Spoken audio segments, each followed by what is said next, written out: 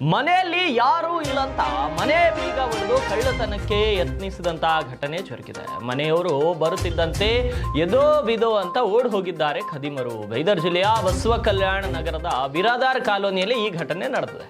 PDO Rizwan Sharif Inamdar ಎನ್ನುವರ ಮನೆಯ ಕಳ್ಳತನಕ್ಕೆ ಯತ್ನವನ್ನ ಮಾಡಿದ್ದಾರೆ ಖದೀಮರು. ಮನೆ ಬೀಗ ಹಾಕಿ ರಾಜೋಳ ಗ್ರಾಮ ಪಂಚಾಯತಿಗೆ ಕರ್ತವ್ಯಕ್ಕೆ ತೆರಳಿದ್ರು ಪಿಡಿಒ ರಿಜ್ವಾನ್ ಅವರು. ಆದರೆ ಮನೆ ಬೀಗ ಹಾಕಿದ್ದನ್ನ ಗಮನಿಸಿ ಕಳ್ಳತನಕ್ಕೆ ಯತ್ನಿಸಿದ್ದಾರೆ ಖದೀಮರು.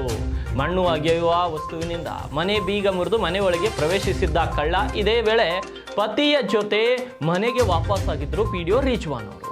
ಮನೆಯೊಳಗೆ ಯಾರೋ ಇದಾರೆಂಬುದು ದೂರದಿಂದಲೇ ಗಮನಿಸಿ ಪೊಲೀಸ್ ಸಹಾಯವಾಣಿ 112ಗೆ ಕರೆ ಮಾಡಿದ್ರು ದಂಪತಿ. ಮುಂಬಾಗಿಲಿನಿಂದ ಮಾಲೀಕರು ಮನೆ ಪ್ರವೇಶಿಸುತ್ತಿದ್ದಂತೆ ಹಿಂಬಾಗಿಲಿನಿಂದ ಕಾಲ್ಕೆತ್ತಿದ್ದಾನೆ ಒಬ್ಬ ಖದೀಮ. ಕಳ್ಳ ಓಡಿ ಹೋಗಿರುವಂತಹ ದೃಶ್ಯ ಅಕ್ಕಪಕ್ಕದ ಮನೆಯ ಸಿಸಿಟಿವಿಯಲ್ಲಿ ಸೆರೆಯಾಗಿದೆ. ಇನ್ನು ಸ್ಥಳಕ್ಕೆ ಬಸವ ಕಲ್ಯಾಣದ ಕ್ರೈಂ ವಿಭಾಗದ PSI ಸುರೇಶ್ ನೇತೃತ್ವದ ತಂಡ ಭೇಟಿ ನೀಡಿ ಪರಿಶೀಲನೆಯನ್ನು ನಡೆಸ್ತಾ ಇದೆ.